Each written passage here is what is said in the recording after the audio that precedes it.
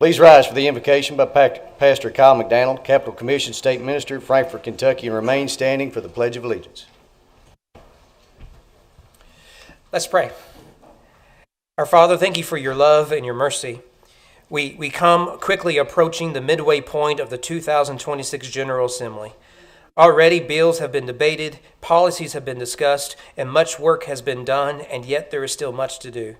Lord, we ask that you would give these leaders the endurance necessary to persevere, the wisdom and insight to make right decisions, and the character to lead and serve. Our Lord, help us to carry ourselves in a way that is honorable and pleasing in your sight. Help us through the work of civic leadership, better love our neighbor, setting aside petty differences and personal ambitions. Each elected leader assembled here today carry with them the heavy burden of political leadership in a broken world. Many have traveled far to serve, taking them away from dear loved ones and a community they are committed to improve. Meet each of their needs, guard their hearts, saturate their words with grace, and use each of them for your glory. In the end, Lord, we ask the same, that your kingdom would come and that your will would be done on earth as it is in heaven. And in the name of your glorious Son we pray. Amen. I pledge allegiance to the flag of the United States of America and to the republic for which it stands, one nation, under God, indivisible, with liberty and justice for all. Appreciate you. Mr. Clerk, please sound the chimes. Remember, we indicate their presence on the roll call machine.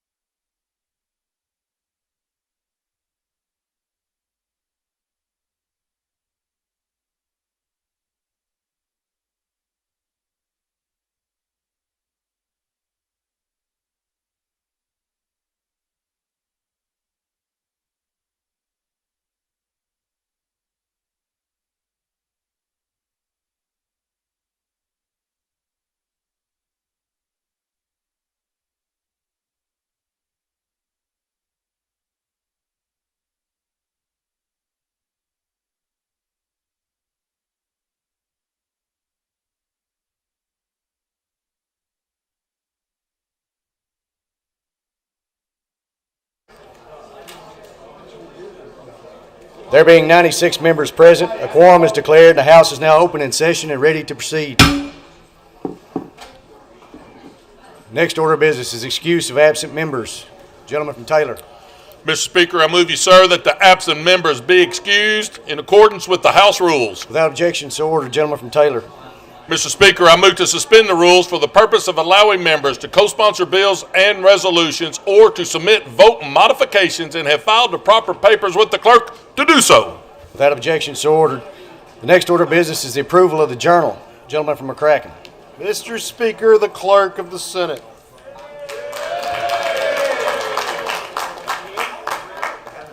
Chair recognizes the Clerk of the Senate. Thank you. Mr. Speaker, the Senate has passed Senate Bill 9, 69, and 141, and respectfully request concurrence of this honorable body. Thank you, Madam Clerk.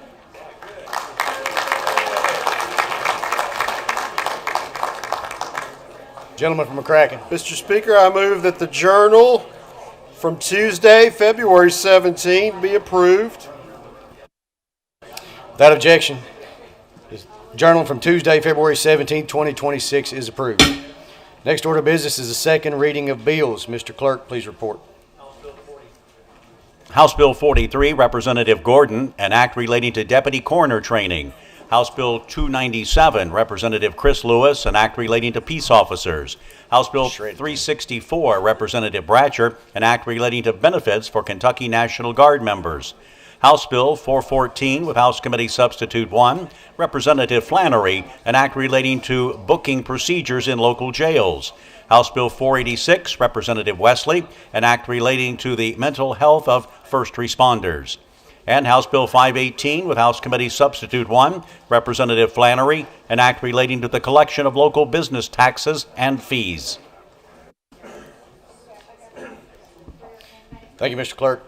The next order of business is a report of committees and first reading of the bills. Mr. Clerk, please report. The Agriculture Committee has met and reports House Bill 111 should pass with House Committee Substitute 1, an act relating to on-farm animal health. The Banking and Insurance Committee has met and reports House Bill 355 should pass with House Committee Substitute 1, an act relating to real property appraisers. House Bill 527 should pass with House Committee Substitute 1 and House Committee Amendment 1, the Title Amendment, an act relating to insurance regulatory requirements. House Bill 568 should pass, an act relating to public adjusters. House Bill 627 should pass with House Committee Substitute 1, an act relating to insurance. The Judiciary Committee has met and reports House Bill 422 should pass with House Committee Substitute 1, an act relating to crimes and punishments. House Bill 521 should pass, an act relating to stalking. House Bill 558 should pass, an act relating to protective orders. The License, Occupations, and Administrative Regulations Committee has met and reports House Bill 185 should pass, an act relating to employment. House Bill 455 should pass with House Committee Substitute 1, an act relating to artificial intelligence and declaring an emergency. The Natural Resources and Energy Committee has met and reports Senate Bill 172 should pass to rules, an act relating to utility fuel adjustments and declaring an emergency. The Primary and Secondary Education Committee has met and reports House Bill 141 should pass with House Committee Substitute 1, an act relating to type 1 diabetes. House Bill 415 should pass with House Committee Substitute 1, an act relating to educators. House Bill 855 should pass, an act relating to school funds, or rather school foods. And the Small Business and Information Technology Committee has met and reports House Bill 227 should pass with House Committee Substitute 1, an act relating to addictive online platforms. Thank you, Mr. Clerk. All those bills and resolutions receiving favorable committee reports shall be considered as having their first reading and are ordered placed upon the calendar. Senate Bill 172, having received two previous readings, is ordered to the possession of the Rules Committee for further function. Next order of business is the orders of the day. Gentleman from McCracken. Mr. Speaker, I move you, sir, that Senate Bill 172 be taken from the Committee on Committees and placed in the orders of the day for action today. Objection, so ordered. Gentleman from McCracken. Mr. Speaker, I move you, sir, that Senate Bill 172 be taken from its place in the orders of the day, read for a third time by title and sponsor only, and placed upon its passage. Motion made, Senate Bill 172 be taken from its place in the orders of the day, read for third time by title and sponsor only, and placed upon the floor for its passage. Mr. Clerk, please report. Senate Bill 172, an act relating to utility fuel adjustment and declaring an emergency. Senator Wheeler. Gentleman from McCracken. Mr. Speaker, I yield to the gentleman from Carter for explanation of the bill and motion thereon. Chair recognizes the gentleman from Carter for an explanation of the bill and a motion thereon. Thank you, Mr. Speaker. Senate Bill 172 passed the Senate 38-0 and is before us today, and it deals with the spiking of the fuel cost. It's a one-page bill. Very simply what this does, it's very consumer friendly, gives some help to consumers when there is a sudden spike in the cost of energy. what you have in sometimes very extreme weather conditions. Prices go up substantially, sometimes double and will triple in the cost. And when that happens, it obviously causes a very significant increase for next month or the following month's bill. This bill would allow for the Public Service Commission, when there is a request from the provider, to spread that cost out over a several month period, making it more affordable for the consumer. If there are no more questions, I move passage of Senate Bill 172. Motion made for final passage of Senate Bill 172. Is there any discussion?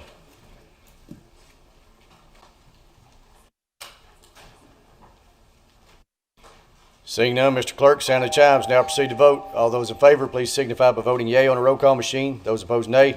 And a roll call machine is open for your voting.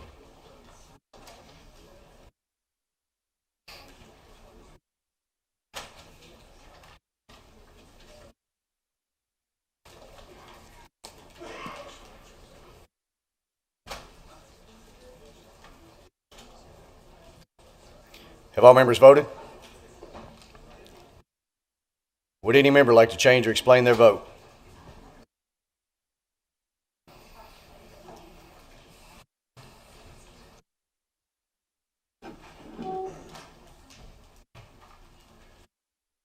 Clerk will take the roll. There being 95 members voting yea, no members voting nay, Senate Bill 172 is finally passed. Gentleman from Carter. I move the clincher. Without objection, clincher is applied. Gentleman from McCracken. Mr. Speaker, I move you, sir, that House Bill 392 be taken from its place in the orders of the day, read for a third time by title and sponsor only, and placed upon its passage. Motion made that House Bill 392 be taken from its place in the orders of the day, read for a third time by title and sponsor only, and placed upon its passage. Mr. Clerk, please report. House Bill 392, an act relating to local public agency transactions. Representative Meredith. Gentleman from McCracken. Mr. Speaker, I yield to the gentleman from Edmondson for motion on the bill and explanation thereof. Chair recognizes the gentleman from Edmondson for explanation of the bill and a motion thereof. Thank you, Mr. Speaker. Ladies and gentlemen of the House, House Bill 392 is a issue that deals with local procurement laws and is a small update to the current laws on that. There is a House Committee substitute. I'd ask the clerk to report House Committee Substitute 1. Mr. Clerk, please report. House Committee Substitute 1 to House Bill 392. Gentleman from Edmondson. The committee substitute removes sections 1 through 4 of the bill that dealt with best value procurement and residential bidder preferences. Contractors reached out to us after the bill came to us and said there were some problems with that. We are going to continue to work on that issue through the interim and try to come up with a solution, but we removed it for now to go ahead and move this good bill. The other issue that comes out of that bill in the committee substitute is the small dollar threshold is changed. It originally would have gone from $40,000 to $60,000. The Kentucky Press Association requested that we lower that to $50,000. So instead of going from 40 to 60, it goes from 40 to 50,000 in the House Committee substitute. That's what the substitute does. I'd be happy to answer any questions, but if not, would move passage or adoption of House Committee Substitute 1 to House Bill 392. Question before the body is adoption of House Committee Substitute 1. Is there any discussion?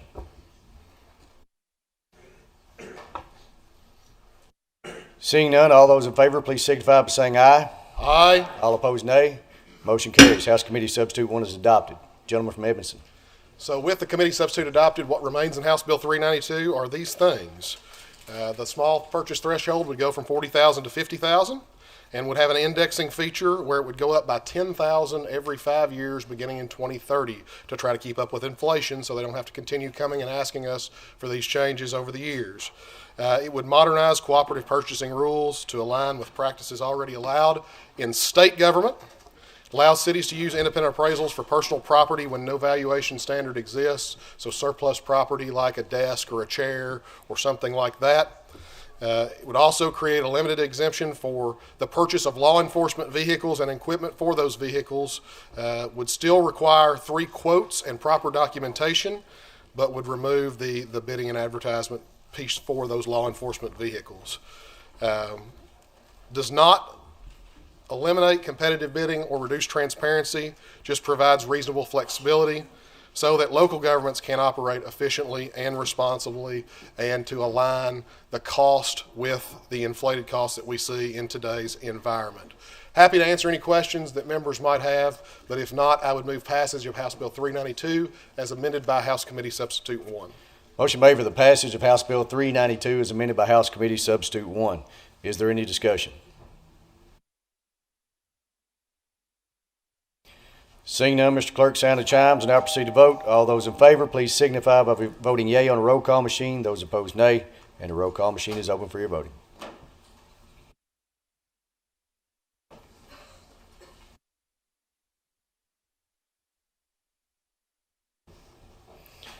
Have all members voted? Would any member like to change or explain their vote?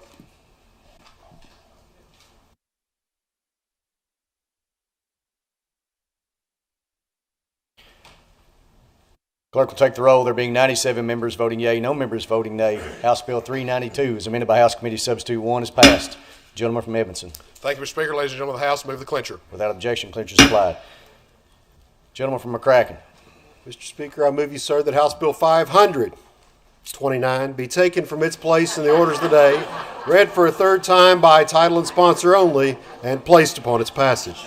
Motion made that House Bill 529 be taken from its place in the orders of the day, read for a third time by title and sponsor only, and placed upon its passage. Mr. Clerk, please report. House Bill 529, an act relating to the Parole Board. Representative Elliott.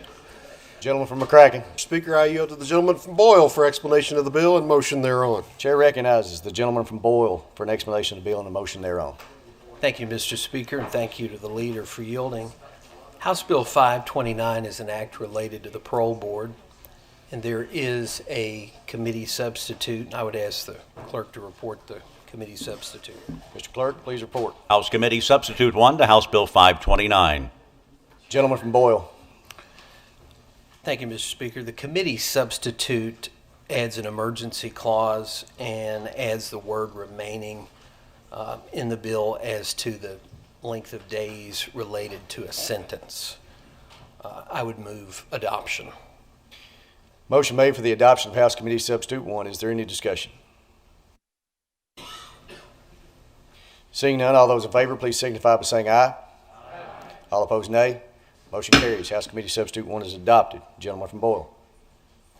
Thank you, Mr. Speaker. There is also a floor amendment that I have filed that would provide that no more than 3 terms of parole board members shall expire in a given year, so that it staggers the terms of the parole board members, and that the governor may extend a term not more than 1 year if the expiration of the term causes more than 2 terms to expire in the same calendar year.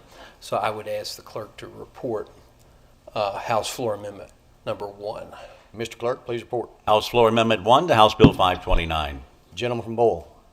Move its adoption, Mr. Speaker. Motion made for the adoption of House Floor Amendment 1. Is there any discussion? Seeing none, all those in favor, please signify by saying aye. All opposed, nay. Motion carries. House Floor Amendment 1 is adopted. Gentleman from Boyle. Thank you, Mr. Speaker. So very briefly, House Bill 529 amends KRS 439-320 to establish a term of 4 years for members of the parole board. Those terms would be staggered. It allows the governor to extend a term not more than 1 year if the expiration of that term causes more than 2 terms to expire in the same calendar year. Allows the parole board to utilize panels of 2 or more members for parole and final parole revocation hearings. And if a 2-member panel is utilized, both members of the panel shall agree on the decision, so it has to be unanimous. If a 3-member panel is used, 2 of the 3 members shall agree on a decision for parole to be granted. If a panel of 4 or more members is utilized, a majority of the panel shall agree on a decision. And a matter that's referred to the full board, whenever the required number of panel members are not in agreement on a decision, would require a 2/3 vote of the full membership of the board, which is 9 members by statute, and it changes the time for parole review eligibility to 180 days or more to serve, which is up from the current 90 days. Why do this, Mr. Speaker? The volume of cases and the board vacancies threaten the ability of the parole board to function as it was intended. And Kentucky is, at least in the South, is one of the top 3 states for the number of parole decisions made. It's notable for its high decision volume relative to population and board size. So this will make the parole board more functional. And I would move for passage. Motion made for the passage of House Bill 529 as amended. I'm sorry, we haven't adopted full amendment yet, have we? Oh, we haven't, Mr. Speaker.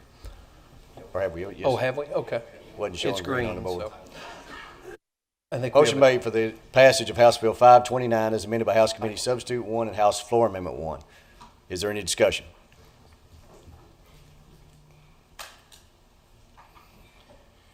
Seeing none, Mr. Clerk, sound the chimes. Now proceed to vote. All those in favor, please signify by voting yea on the roll call machine. Those opposed, nay. And the roll call machine is open for your voting.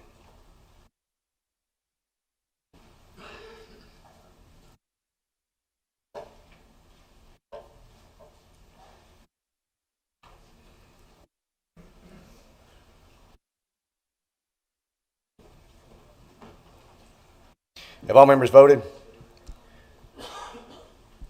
Would any member like to change or explain their vote?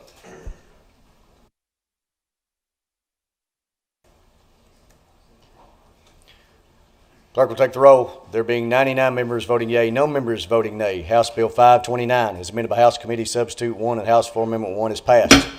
Gentleman from Boyle. Mr. Speaker, would the clerk report the title amendment? Mr. Clerk, please report. House Committee Amendment 1, the title amendment to House Bill 529. Gentleman from Boyle. Move its adoption, Mr. Without objection, so ordered. Gentleman from Boyle. Move the clincher. Without objection, so ordered. Gentleman from McCracken. Mr. Speaker, I move you, sir, that House Bill 456 be taken from its place in the orders of the day, read for a third time by title and sponsor only, and placed upon its passage.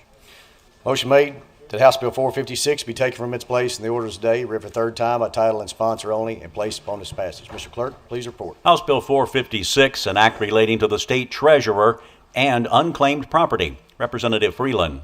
Gentleman from McCracken. Mr. Speaker, I yield to the gentleman from Marshall for explanation of the bill and motion thereon. The chair recognizes the gentleman from Marshall for an explanation of the bill and a motion thereon. Thank you, Mr. Speaker. House Bill 456 is a good government, citizen-focused bill that strengthens property rights, improves transparency, and modernizes an outdated law and helps our state treasurer's office return more money to Kentuckians. And to date, our state treasurer Metcalf's office has returned a record $88 million to Kentuckians. And the bill does 4 things. The first thing it does is it will designate the 4th week of September as Unclaimed Property Week. And this is purely a public awareness campaign.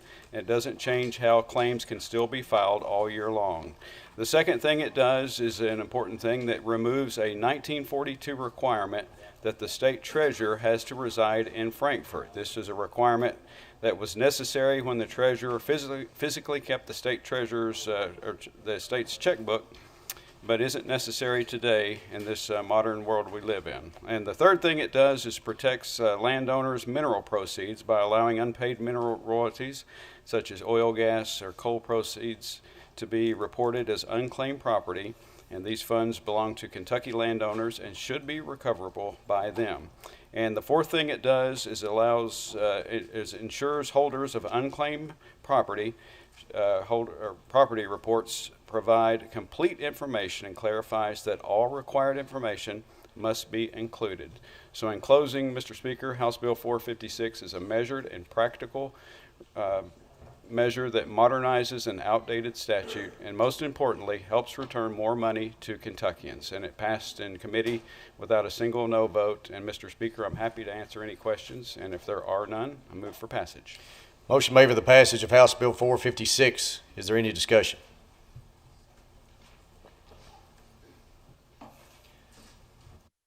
Seeing none, Mr. Clerk, sound the chimes. Now proceed to vote. All those in favor, please signify by voting yea on the roll call machine. Those opposed, nay.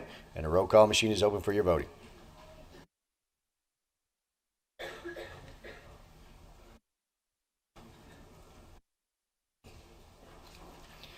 Have all members voted? Would any member like to change or explain their vote?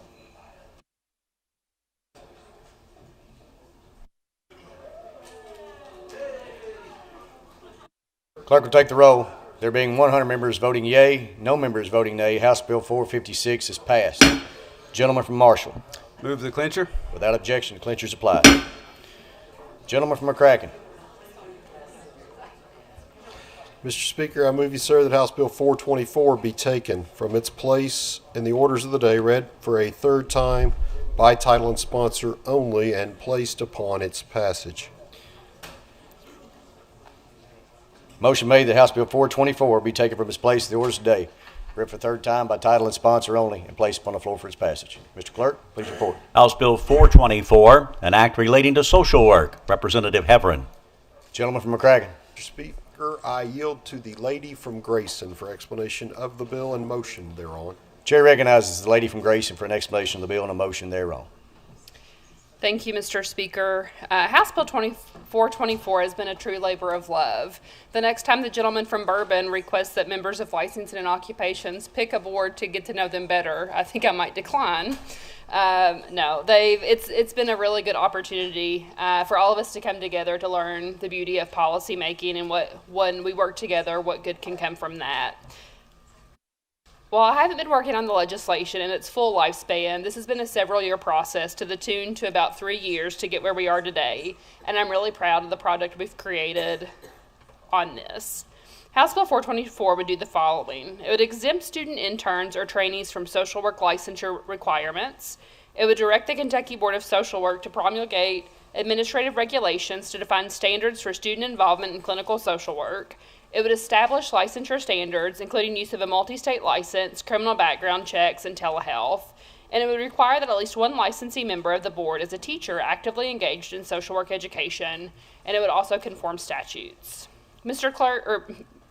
Speaker, would the clerk please report House Committee Substitute 1?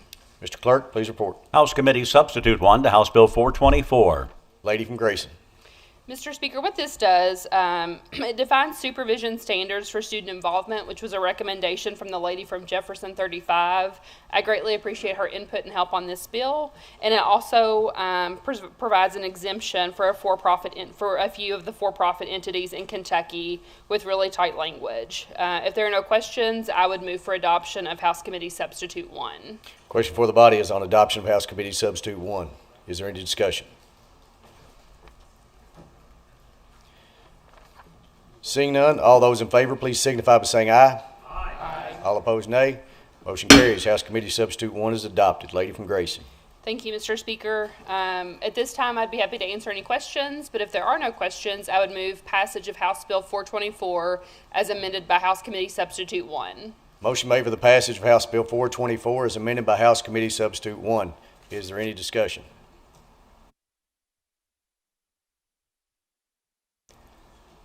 Seeing none, Mr. Clerk, sound the chimes. Now proceed to vote. All those in favor, please signify by voting yea on the roll call machine. Those opposed, nay. And the roll call machine is open for your voting.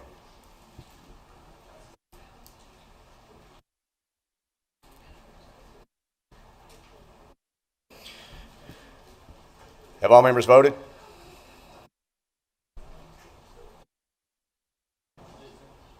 Would any member like to change or explain their vote?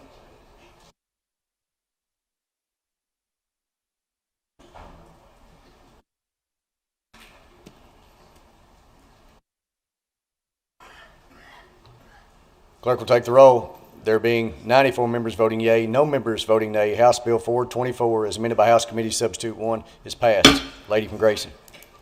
Move the clincher. Without objection, clincher is applied.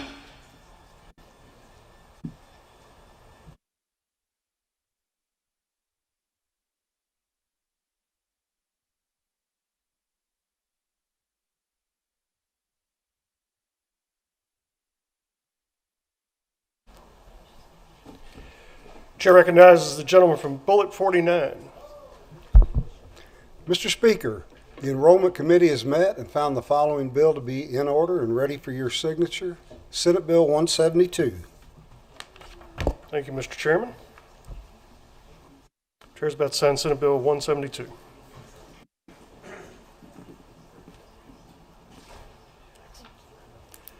Gentleman from McCracken. Mr. Speaker, I move you, sir, that House Joint Resolution 50 be taken from its place in the orders of the day, read for a third time by title and sponsor only, and placed upon its passage.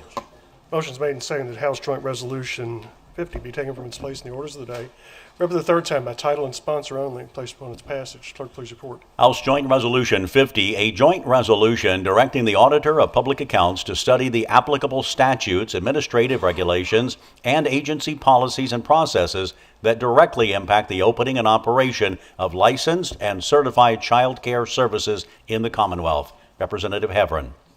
Gentleman from McCracken. Mr. Speaker, I yield to the lady from Grayson for explanation of the resolution and motion thereon. Chair recognizes the lady from Grayson for explanation of the resolution and motion thereon. Thank you, Mr. Speaker. Well, I think the clerk did a fantastic job explaining the resolution. I will add a few more things. This requires the auditor to commission a qualified and independent third-party study to child care regulations in Kentucky in order to create a roadmap for regulatory improvement. A final report would be due December 1st, 2027. There would include significant engagement that's required with stakeholders in the Kentucky Child Care Advisory Council. And key elements of the study include state health and safety regulations, agency procedures and policies, local land use and zoning regulations, and regulations related to outdoor child care services. Mr. Speaker, if there are no questions, I would move passage of House Joint Resolution 50.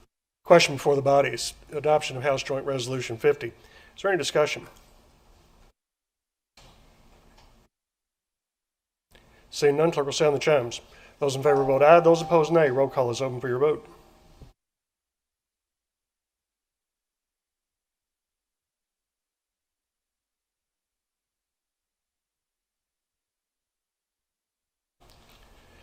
Have all members voted? Does any member wish to change or explain their vote?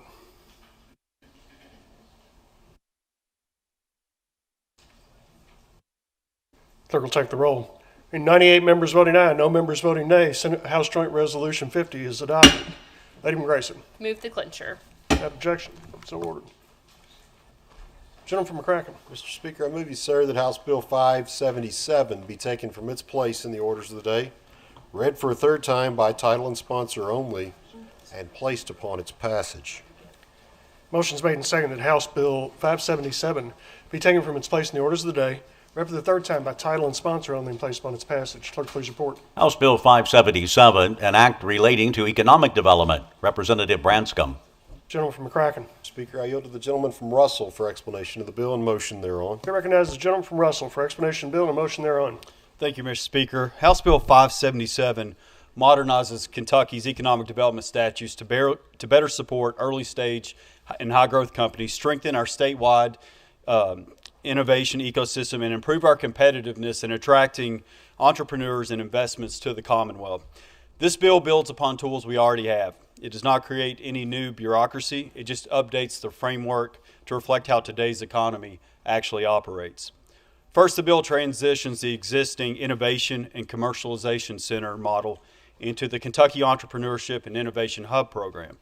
This name change reflects a shift to an entrepreneur-driven hub model, which already exists, that supports startup growth across Kentucky.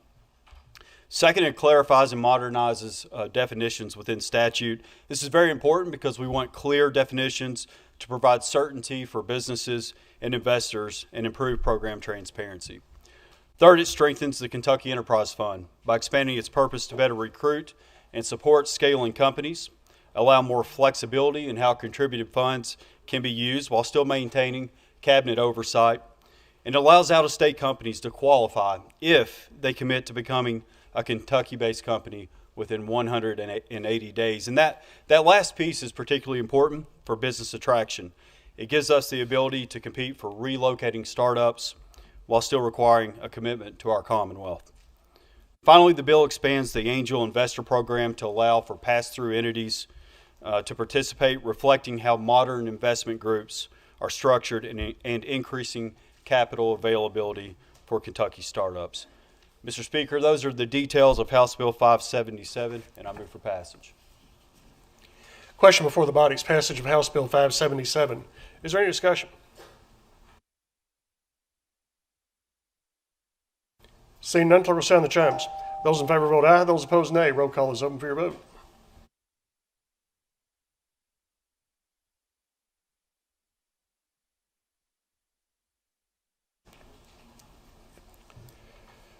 Have all members voted?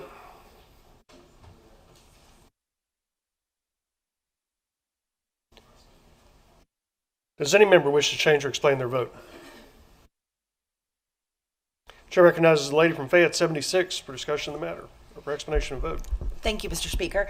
I just want to thank the bill sponsor for this. This is a really important type of economic development for us as a state, to be looking at how do we support the people who are wanting to stay here, and I think this is a really great investment, so thank you. Have all members voted? Clerk will take the roll. Being 98 members voting aye, no members voting nay, House Bill 577 is passed. Gentleman from Russell. Move the clincher. Without objection, so ordered. Gentleman from McCracken. Mr. Speaker, I move you, sir, that House Bill 213 would be taken from its place in the orders of the day, read for a third time by title and sponsor only, and placed upon its passage. Motion's made and seconded that House Bill 213 be taken from its place in the orders of the day, read for the third time by title and sponsor only, and placed upon its passage. Clerk, please report. House Bill 213, an act relating to reemployment of retired police officers. Representative Emily Callaway. Gentleman from McCracken. Mr. Speaker, I yield to the lady from Jefferson 37 for explanation of the bill and motion thereon. Chair recognizes the lady from Jefferson 37 for explanation of bill and a motion thereon. Thank you, Mr. Speaker. I'd like to ask the clerk to report the House Committee Substitute 1 to House Bill 213. Clerk, please report. House Committee Substitute 1 to House Bill 213. Lady from Jefferson. Thank you, Mr. Speaker. I move adoption of House Committee Substitute 1. Motion is for the adoption of House Committee Substitute 1. Is there any discussion of the committee substitute? Seeing none, those in favor signify by voting aye. Aye. Those opposed, nay. House Committee Substitute 1 is adopted. Lady from Jefferson. Thank you, Mr. Speaker.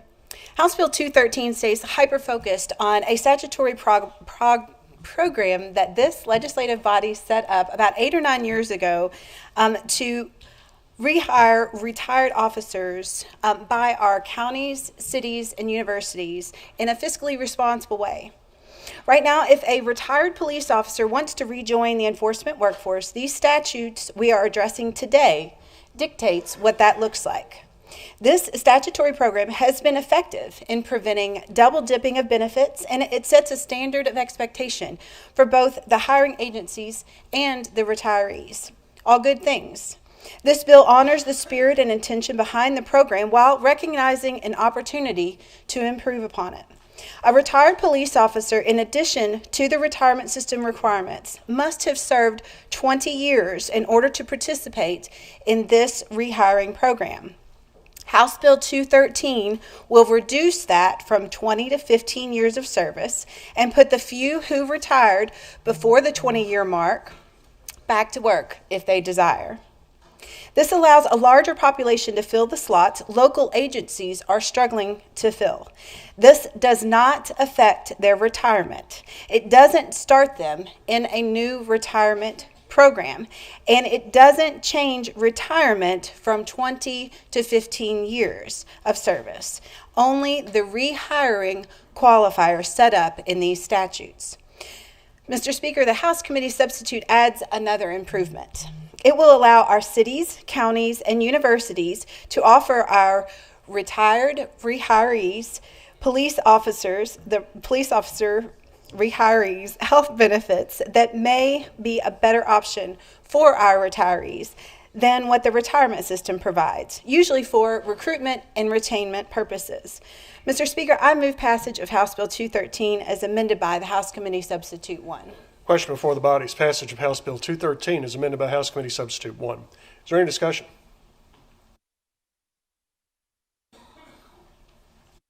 Seeing none, clerk will sound the chimes. Those in favor vote aye. Those opposed, nay. Roll call is open for your vote.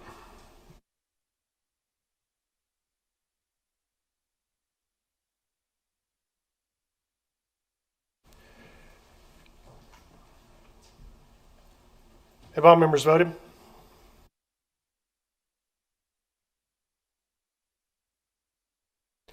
Does any member wish to change or explain their vote?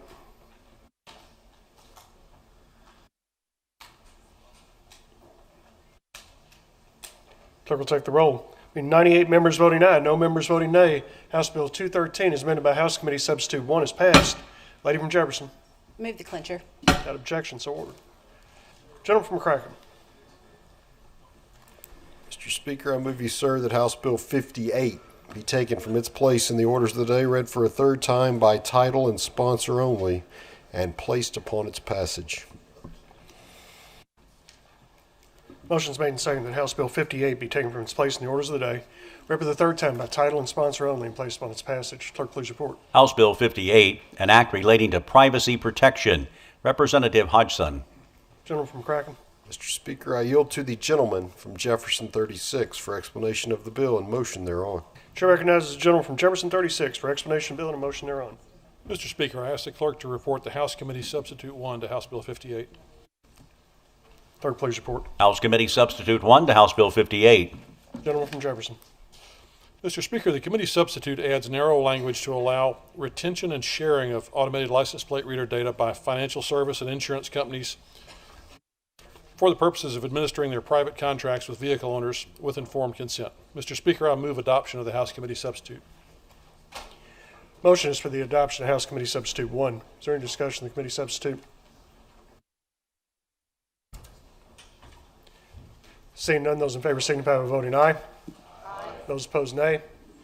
House Committee Substitute 1 is adopted. Gentleman from Jefferson. Mr. Speaker, I ask the clerk to report House Floor Amendment 1 to House Bill 58. Clerk, please report. House Floor Amendment 1 to House Bill 58. Gentleman from Jefferson. Mr. Speaker, this amendment is simply to allow law enforcement agencies to retain and use ALPR data for training purposes, provided the dates, times, and license plate numbers are redacted. I move for adoption of House Floor Amendment 1 to House Bill 58. Motion is for the adoption of House Floor Amendment 1. Is there any discussion of the floor amendment? Seeing none, those in favor signify by voting aye. Aye. Those opposed, nay. House Floor Amendment 1 is adopted. Gentleman from Jefferson.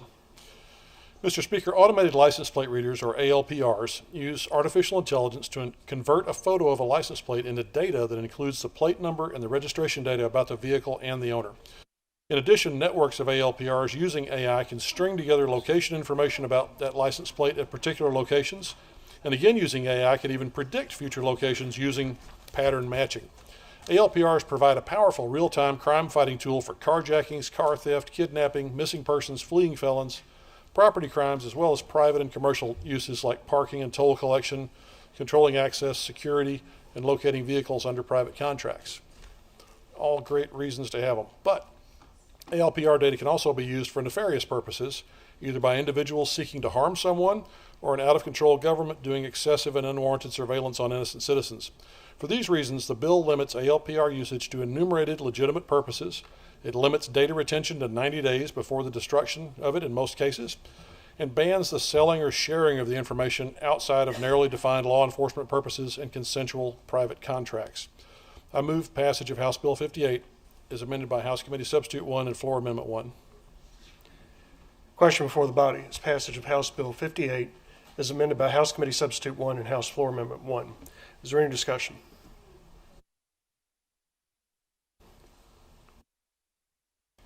Seeing none, clerk will sound the chimes. Those in favor vote aye. Those opposed, nay. Roll call is open for your vote.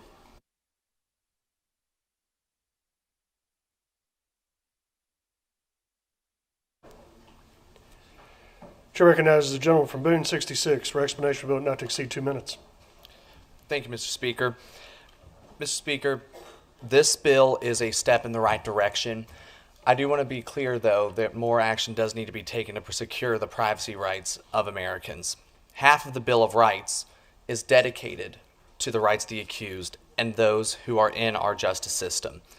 It's not about protecting the guilty. As the Supreme Court of the United States has said, too many, even those who should be better advised, view this privilege as a shelter for wrongdoers.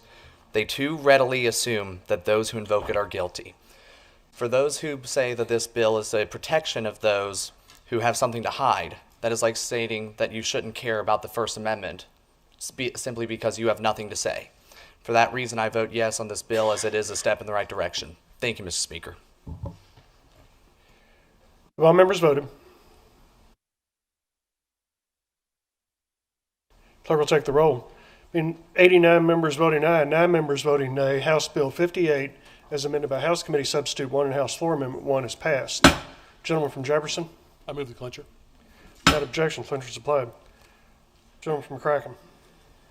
And Mr. Speaker, I move you, sir, that House Bill 10 be taken from its place in the orders of the day, read for a third time by title and sponsor only, and placed upon its passage. Motion is made and seconded that House Bill 10 be taken from its place in the orders of the day, read for the third time by title and sponsor only, and placed upon its passage. Clerk, please report. House Bill 10, an act relating to gubernatorial transitions. Representative Hodgson.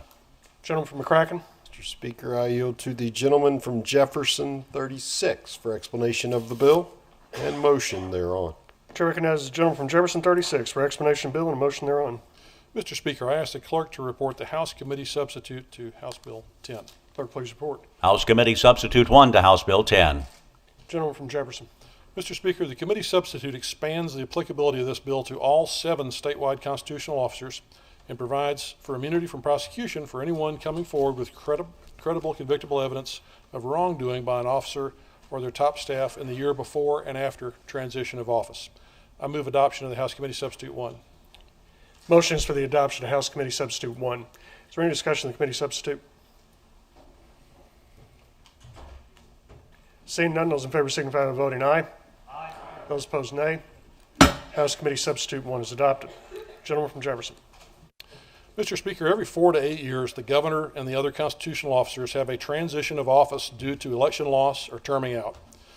While these officers are elected to represent all the people of Kentucky, the time around transition provides temptations for an official to act in their own personal or political interest with the powers of their office. They have a heightened means, motive, and opportunity to do unethical or illegal things, and this bill seeks to shine a bright light on that process and provide extra eyes and oversight on certain decisions. The main provisions of the bill: number 1, preservation and presentation of all communications 12 months prior to transition pertaining to appointments, permits, pardons, promotions, personnel actions, donations, contracts, and litigation, and requires those items to be presented to the transition committee of the next administration. Second, all settlements greater than $1 million 180 days before transition would require the finance secretary as well as the attorney general to put a second set of eyes on those and sign off. Third, all no-bid contracts 180 days before transition would require the finance secretary and the state treasurer to sign off. Fourth, there is anti-burrowing language that puts political appointees on a 24-month probation if they drop down to a lower-level job in the merit system within 18 months before transition. This ensures that they will not seek to undermine the policy objectives of the new administration with their personal influence. And lastly, it gives the Attorney General original jurisdiction over enforcement of this statute. I move passage of House Bill 10 as amended by House Committee Substitute 1. Question before the body is passage of House Bill 10 as amended by House Committee Substitute 1. Chair recognizes the lady from Franklin 57 for discussion of the matter. Thank you, Mr. Speaker. Would the sponsor yield to a question? He will yield. Sponsor, can you explain what the documented problem is that solves that this bill solves to justify the 24-month probation period? Gentleman from Jefferson. Yes, Mr. Speaker. There have been individuals in the past, whether this is publicly documented or not, that may have been at a higher level position, say a commissioner, secretary, that would drop down to a protected classified service position, say a grade 17, and remain in the administration and do things subtly to undermine the policy objectives of the new administration. I don't know that those cases ever went public if you asked for documentation, but I have personally witnessed these things. Lady from Franklin. Thank you, Mr. Speaker. May I speak on the bill? Yes, ma'am. Colleagues, this bill raises serious concerns about fairness, merit system integrity, and the message we send to our Kentucky public servants. House Bill 10 imposes a 24-month probation period on certain employees returning to merit positions, far longer than the current 6 to 12-month standard used across state government. There has been no documented evidence presented that this existing probation periods are inadequate. Without that justification, this change appears arbitrary and risks treating employees in the same job differently based solely on prior service status, not performance or qualifications. Our merit system exists to protect against politically motivated employment decisions and to ensure that our state workers are evaluated on competence, not connections. Policies that create unequal treatment and extended vulnerability to termination undermine that principle. This bill could also discourage experienced public servants from stepping into leadership or appointed roles if doing so puts their career protections at risk later. Kentucky should be encouraging experienced talent to serve, not penalizing them for it.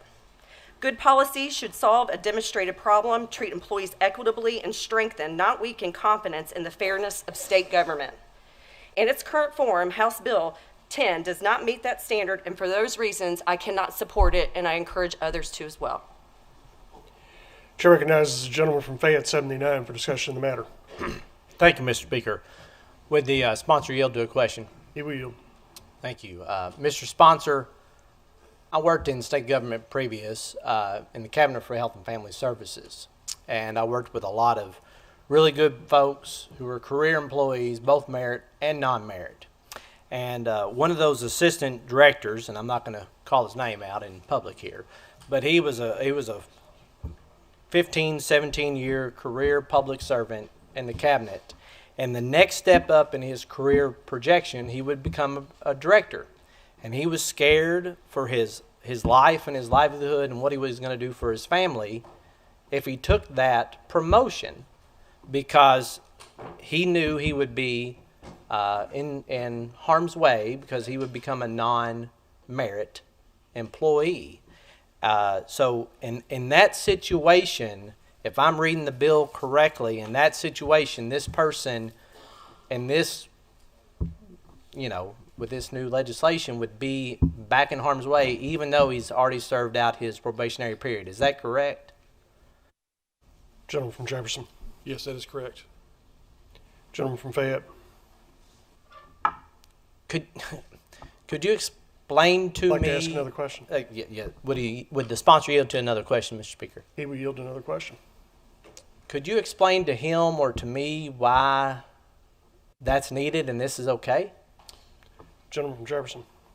Yes, I would say that the vast majority of people that are in appointed positions serve honorably. In fact, in the last administration, the majority of governor-level appointees remain from the previous administration because they are subject matter experts and they are professionals. However, a small minority it would take occasion to do things to undermine the incoming administration. They would drop down to the protections of, say, a grade 17 assistant director and then use their personal influence, their connections to undermine the policy objectives of the next administration, leak things to the press, that sort of thing. And I'm talking about a handful of people out of hundreds. So I think the people who are professionals that are getting their job done are in no significant risk of any employment jeopardy.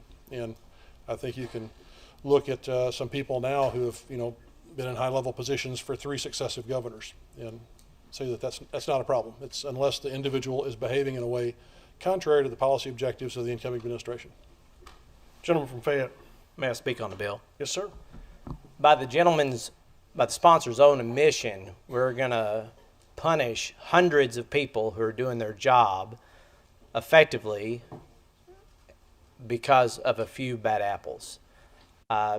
This policy is just too far-reaching and is going to affect too many people. We are struggling today to hire state employees. In every one of the committees I serve on, we talk about how we can recruit more people to these branches, how we can get people to serve. Banking and insurance, we're talking about bank regulators. We get them on, we hire them, we get them trained up, and they're gone in 4 or 5 years because we can't afford to compete with the private sector or the federal government who are hiring these people. This is just one more thing that is going to prevent us from effectively serving the state and our constituents. There's not a need for this legislation. Mr. Sponsor, I agree that this happens. Like everybody in this chamber, if we're being honest, we all know this happens. But the amount of times that this happens comparatively to what we're doing to discourage people who are just doing their job from taking that next promotion from an assistant director to a director position and effectively promoting career public servants who have served the Commonwealth is going to drastically degrade the performance that we're able to do as a Commonwealth. We can't recruit these people because of what we've changed in the pension system, and this is going to harm. It's going to harm our state for a long time. So I'm a no today, and I encourage y'all to really think about what we're doing here. Gentleman from Jefferson 42 for discussion of the matter. Thank you, Mr. Speaker. Would the sponsor yield to a question? He will yield. Sponsor, I'm asking this question for clarity, just based on my research and reading and understanding that courts have struck down similar legislation relating to the role of the treasurer as a constitutional officer. This bill, particularly Section 5 is what I'm referring to, is very similar to legislation that has already been struck down by the courts. How does this bill address any constitutional concerns that are going to arise? Gentleman from Jefferson 36. Yes, Mr. Speaker. Obviously, any bill is subject to court review. There, I believe, have been some adverse judgments in lower level courts, but some of these things are on appeal. It's by no means a settled matter. So certainly I would expect any bills could be challenged, but I think this is on firm constitutional ground and would prevail in the higher courts. Gentleman from Jefferson 42. The gentleman yields one more question, Mr. Speaker. He will yield. Similarly, sponsor, Section 5 also says that the state cannot renew a contract without emergency certification during that 6-month window before a new governor takes office. To my understanding, a lot of those contracts are sort of routine. They're non-emergency contracts and services and operations that essentially keep the lights on. Program operations like WIC or substance abuse programs. So I guess my question is, did you mean or intend to freeze those programs too, or those contracts too? And in my specific example, how does a substance abuse program be deemed an emergency? Gentleman from Jefferson 36. Yes, Mr. Speaker. The bill does not freeze contracts. It just requires an extra set of eyes from two persons with financial competency to look at that contract and make sure it's required, particularly in the case of no bid or single source contracts. We have seen that abused in the past. Probably the worst contract ever signed in the history of Kentucky was signed in the last 24 hours of an outgoing administration. So that's the purpose for that. It should not stop business as usual, assuming that three people with financial acumen, including the governor, can agree on what needs to be done. Gentleman from Jefferson 42. Thank you, Mr. Speaker. Chair recognizes the lady from Jefferson 38 for discussion of the matter. Thank you, Mr. Speaker. May I speak on the bill? Yes, ma'am. Thank you, Mr. Speaker. I think there are some really good governance provisions and purchasing policies within this legislation, but there are two major objections that lead me to vote no today. The first is that it's unclear the constitutionality of an independently elected constitutional officer overseeing the decisions made by and thereon matters not addressed in our Constitution. Generally, it's this body's responsibility to oversee the budget and executive branch contracts. Perhaps LRC or other legislative committees would take that role, not the Attorney General. The second is around process.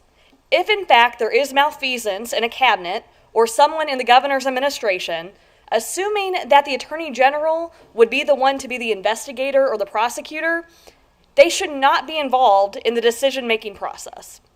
Thank you, Mr. Speaker. Chair recognizes the lady from Fayette 76 for discussion of the matter. Thank you, Mr. Speaker. Would the sponsor yield to a question? He will yield.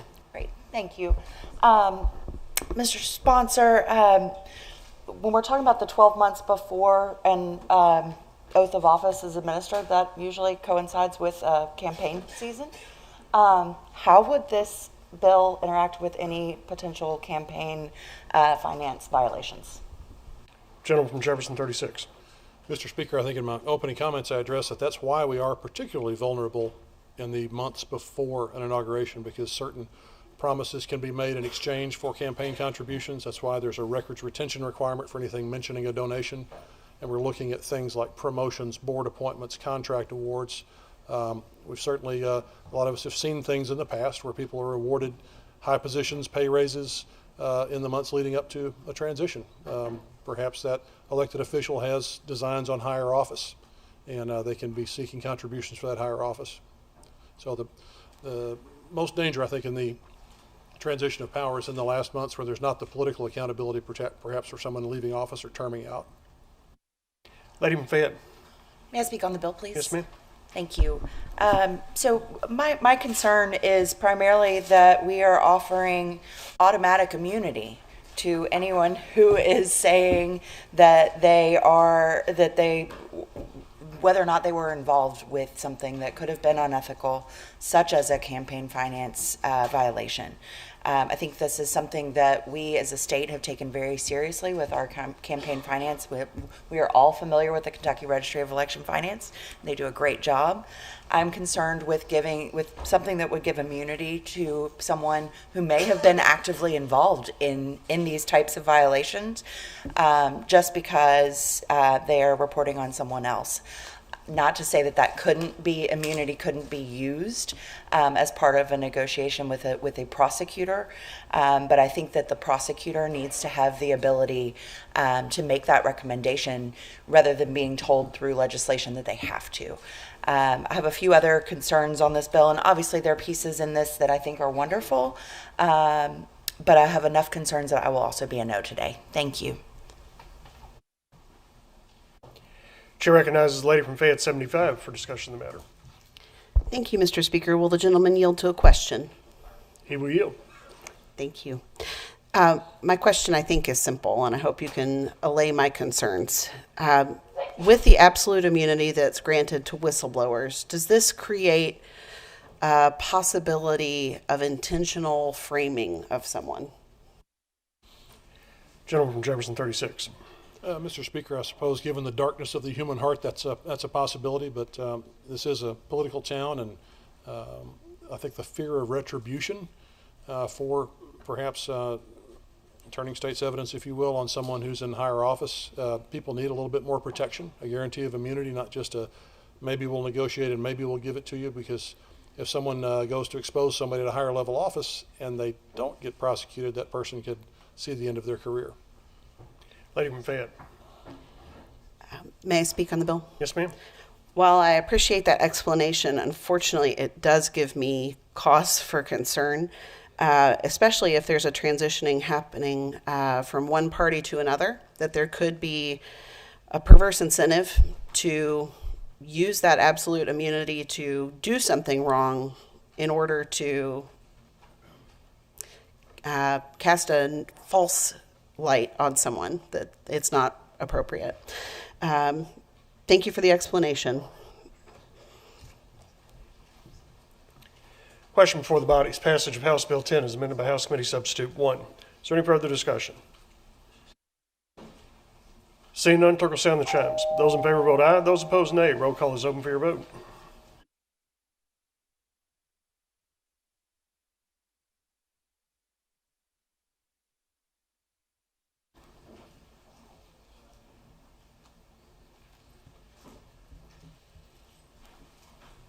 Have all members voted?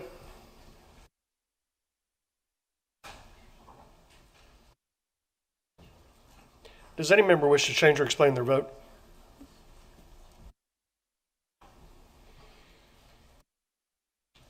Clerk will take the roll. There being 78 members voting aye, 18 members voting nay, House Bill 10, as amended by House Committee Substitute 1, is passed. Gentleman from Jefferson, 36. Mr. Speaker, please ask the clerk to report the title amendment. Clerk, please report. House Committee Amendment 1, the title amendment to House Bill 10. Gentleman from Jefferson. I move for passage. Without objection, so ordered. Gentleman from Jefferson. I move the clincher. Clincher is applied. Gentleman from McCracken. Mr. Speaker, that concludes the orders of the day.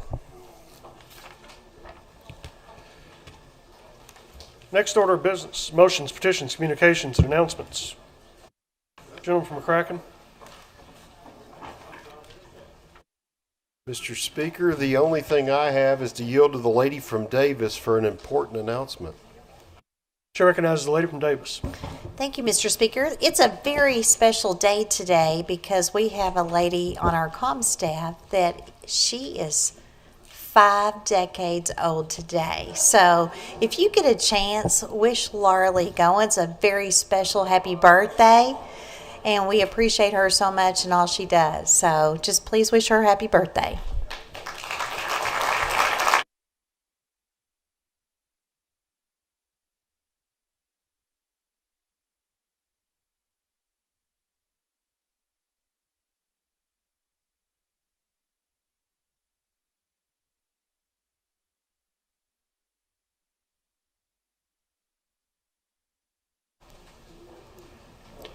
Chair recognizes the gentleman from McGoffin.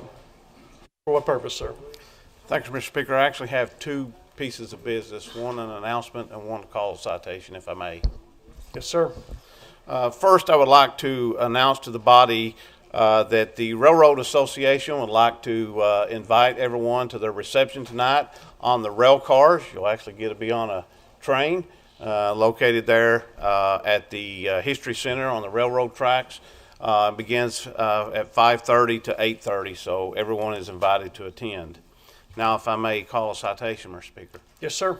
Would you ask the clerk to report citation 30 and read it by title only, please? Clerk, please report. Citation 30, Representative Blanton, citation of appreciation. The House of Representatives of the Commonwealth of Kentucky hereby recognizes and honors CSX Railroad. Gentleman from McGoffin. Thank you, Mr. Speaker. Just wanted to take a moment today to recognize, since we're having the reception by the railroads this evening, CSX Railroad's Santa train that has been in existence now for 83 years that moves through Appalachia, not only in Kentucky but also in Virginia and Tennessee, carrying presents to children across the Appalachian area. This past year, they passed out over 15,000 toys to waiting young boys and girls across the Appalachian area. They cover a 110-mile stretch with Santa himself riding on the train and passing these gifts out. It's a highlight that our children in the Appalachian region has come to look forward to every Christmas season. And we just want to give our thanks and appreciation to CSX Railroad for being a continual sponsor of this program and how much delight and good it does for our area. So with that, I would say ask for adoption of House Citation 30. Without objection, so ordered. Chair recognizes the gentleman from Warren, 17. For what purpose, sir? Address the body, please. Yes, sir. Thank you, Mr. Speaker. The Kentucky Optometric Association will be providing lunch tomorrow, 11:30 to 1 p.m. in room 113, and it would be good to see you there.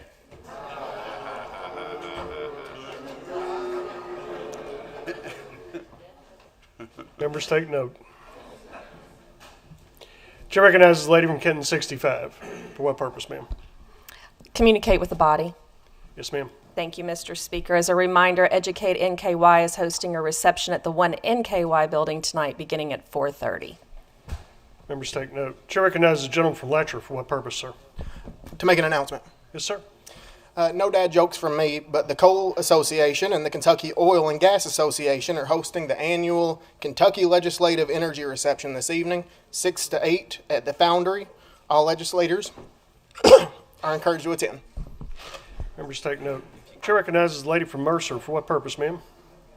Thank you, Mr. Speaker. I have a committee announcement, please. Yes, ma'am. Tourism and Outdoor Recreation will meet in the morning at 10 a.m. to consider House Bill 168. Thank you. Members take note. Chair recognizes the gentleman from Menifee. For what purpose, sir? Make an announcement, please. Yes, sir. To the members of the State Government Committee, we will be meeting tomorrow at noon. We have 4 bills on the agenda for consideration. Thank you, sir. Chair recognizes the gentleman from Bullitt. For what purpose, sir? Communicate with the body. Yes, sir. The Economic Development and Workforce Investment Committee will not meet tomorrow. Members take note. Chair recognizes the lady from Kenton 64. For what purpose, ma'am? I'd like to communicate with members of the Health Services Committee. Yes, ma'am. We will meet tomorrow at 12 noon in room 149 to consider House Bill 510. Thank you. Members take note. Chair recognizes the gentleman from Davis 13. For what purpose, sir? To communicate with the body. Yes, sir. Mr. Speaker, the House Elections Committee will meet at 10 a.m. tomorrow morning, room 131. We have one item on the agenda. Members take note. Chair recognizes the gentleman from Russell. For what purpose, sir? Thank you, Mr. Speaker. Address the body. Sir. Thank you, Mr. Speaker. It's unfortunate that I'm having to stand up here today. As many of you have probably seen on the news, unfortunately, Russell County, we lost one of our best and brightest on Monday afternoon. 15-year-old Briley Northcutt, a freshman at Russell County High School, passed away due to a medical emergency that took place at a softball practice. Never had the opportunity to meet Briley. I do work with her stepfather. My wife, Kara, teaches middle school science and had the opportunity to have Briley in class and just spoke to how wonderful of a person she was. I just asked this body, just remember the community, the teachers, the students, her coaches, and the players who were there that day, and her family. Keep them in your prayers. Her mom and dad, they're living through something no parent wants to live through or wants to experience. So if you could just keep our community in your prayers. Thank you, Mr. Speaker. Thank you, gentlemen. Chair recognizes the gentleman from Whitley. For what purpose, sir? Make an announcement, Mr. Speaker. Sir. The House Standing Committee for Families and Children will not be meeting tomorrow morning. Thank you. Members take note. Chair recognizes the gentleman from Boone 66. For what purpose, sir? Introduce a guest, Mr. Speaker. Yes, sir. Mr. Speaker, I'm glad to introduce one of my bosses that has come down to shadow me for this legislative day, Adiela Kingry. She's 10 years old. She's a student in Boone County Schools, and she has been passionate about protecting life and faith and has learned a good deal about the legislative citation. So I'd ask the body to make her feel welcome.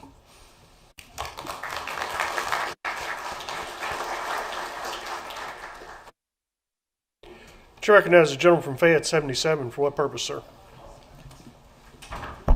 Thank you, Mr. Speaker. To communicate with the body. Yes, sir. Today, I'd like to recognize a little-known Black history fact. And I think that most people will not know this lady or know of her, except maybe somebody from Russellville, Kentucky. Allison Dunnigan, from 1906 to 1983, from Russellville, Kentucky. While her name is often misspelled, her legacy as a trailblazer in American journalism is monumental. Core education and training, Kentucky State University, formerly Kentucky Normal and Industrial Institute. After graduating from the segregated Knob City High School in 1923, she attended this institute in Frankfort. She completed a teaching course which allowed her to begin her 18-year career as a teacher in the Kentucky public school system. Tennessee State University, formerly Tennessee A&I College. While teaching, she enrolled in journalism courses to pursue her lifelong interest in writing. Howard University. After moving to Washington, D.C. in the 1940s, she took night courses in statistics and economics while working for the federal government and beginning her transition into full-time political journalism. Additional studies and honors, West Kentucky Industrial College. She spent several summers taking additional classes at this institution in Paducah, Kentucky. Louisville Municipal College, which now I think is the University of Louisville. Scholarly records note she also received credits or a degree from this college during her time in Kentucky. Colorado State College, in recognition of her trailblazing career and contributions to American journalism, she was awarded an honorary doctorate. Career highlights, breaking the twin strikes. Dunnigan famously said that being black and being a woman were twin strikes against her, but she broke through both to achieve a series of historical firsts. A White House pioneer. In 1948, Dunnigan became the first African-American woman to receive White House press credentials. She was also the first black woman member of the Senate and House Representatives press galleries. On the campaign trail, she was the first black woman to travel with the U.S. president on a campaign tour, joining Harry S. Truman during the 1948 Whistle Stop campaign. Because her employer, the Associated Negro Press, wouldn't pay her way, she took out a loan to cover her own expenses. Challenging the Oval Office. Known for her hard-hitting style, she frequently questioned Presidents Truman and Eisenhower about civil rights and segregation.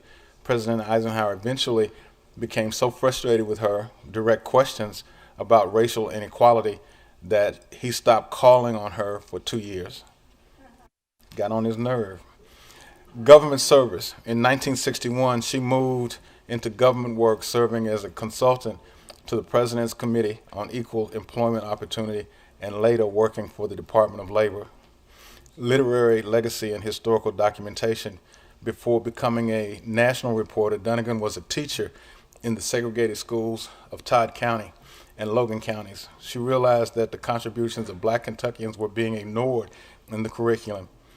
Fact sheets to book. She began creating fact sheets for her students to teach them about black history. These sheets eventually became foundation for her 1982 book, The Fascinating Story of Black Kentuckians. Her autobiography, 1974 autobiography, A Black Woman's Experience from School Teaching to the White House, remains a vital primary source for understanding the intersection of race and gender in mid-century Washington, D.C. Legacy in Kentucky and beyond. This lady was truly intriguing. I had no idea who she was, and it has been eye-opening to learn about this lady from Russellville, Kentucky, a Kentuckian who was a member of the President's Press Corps in Washington, D.C. Thank you, Mr. Speaker.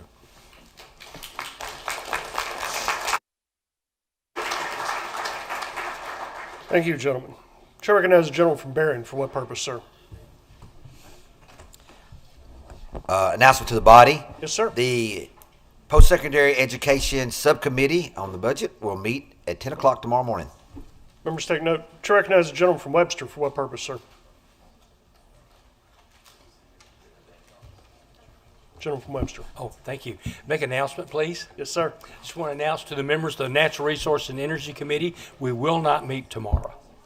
Members take note. Any other members seeking petitions, communications, and announcements? Seeing none, the next order of business is introduction of new bills and resolutions. Clerk, please report. House Bill 654, Representative Baker, an act relating to school district reporting and declaring an emergency. House Bill 655, Representative Derek Lewis, an act relating to limited health service benefit plans. House Bill 656, Representative Pollock, an act relating to deferred deposit transaction fees imposed by the Commissioner. House Bill 657, Representative Dietz, an act relating to professional licensing background checks. House Bill 658, Representative Rayburn, an act relating to limited commercial driver's licenses and declaring an emergency. House Bill 659, Representative Williams, an act related to administrative hearings. House Bill 660, Representative Doan, an act relating to highways. House Bill 661, Representative Kleins, an act relating to school property. House Bill 662, Representative Lawrence, an act relating to the regulation of low-voltage, battery-charged security fences by local governments. House Bill 663, Representative Wilner, an act relating to a property tax installment payment program. House Bill 664, Representative Wilner, an act relating to civil remedies and declaring an emergency. House Bill 665, Representative Massaroni, an act relating to captive servants. House Bill 666, Representative Rudy, an act relating to taxation. House Bill 667, Representative Ballman, an act related to solid waste management service companies. House Bill 668, Representative Tipton, an act relating to liquefied petroleum gas. House Bill 669, Representative Meade, an act relating to child welfare. House Bill 670, Representative Josh Calloway, an act relating to the display of the Ten Commandments in schools. House Bill 671, Representative Bratcher, an act relating to the protection of elected officials. House Joint Resolution 72, Representative Gordon, a resolution establishing the Circular Economy and Advanced Recovery Advisory Working Group. House Joint Resolution 73, Representative McCool, a joint resolution designating the Coach Jim Matney Memorial Highway in Johnson and Martin counties. And House Joint Resolution 74, Representative McCool, a resolution designating the Tucker Daniel Memorial Highway in Johnson County.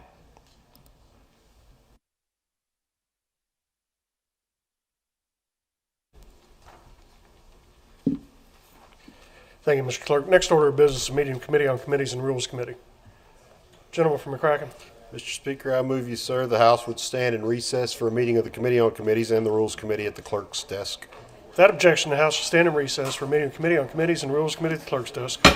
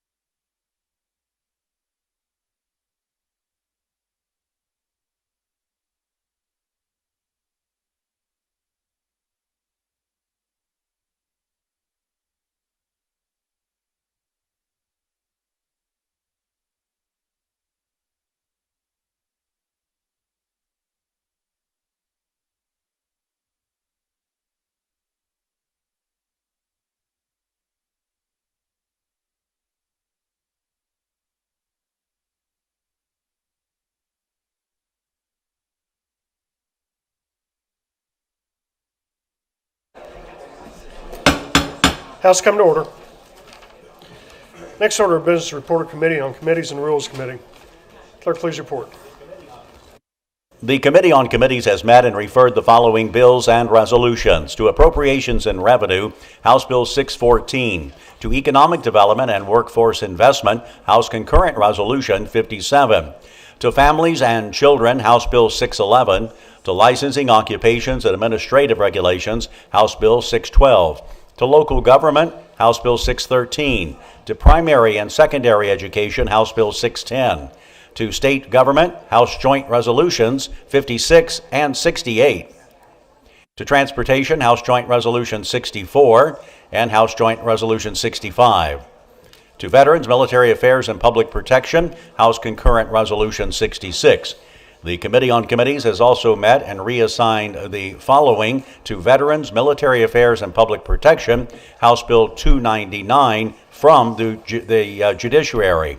The Committee on Committees also reports the following committee changes: appointed Representative Chester Burton to Post-Secondary Education, appointed Representative Dotson to Veterans, Military Affairs and Public Protection, and appointed Representative All to Veterans, Military Affairs and Public Protection. The committee also reports removing Representative Rourke on Post-Secondary Education. The Rules Committee has met and posted the following bills and resolutions to the regular orders for Thursday, February 19, 2026. House Bills 43, 297, 364, 414, and 497. Also, the Rules Committee has met and recommitted to Post-Secondary Education, House Bill 307. Thank you, Mr. Clerk. Next order of business is introduction of floor amendments. House Floor Amendment 1 to House Bill 139 with House Committee Substitute 1, Representative Wilson. House Floor Amendment 1 to House Bill 485 with House Committee Sub 1, Representative Wilner. And House Floor Amendment 2 to House Bill 485 with House Committee Sub 1, Representative Moser. Thank you, Mr. Clerk. The next order of business, Gentleman from McCracken, is adjournment. Mr. Speaker, I move you, sir, the House shall stand adjourned until 2 p.m. Thursday, February 19, the year of our Lord, 2026. Without objection, the House shall stand adjourned until 2 p.m. Thursday, February 19th, the year of our Lord, 2026.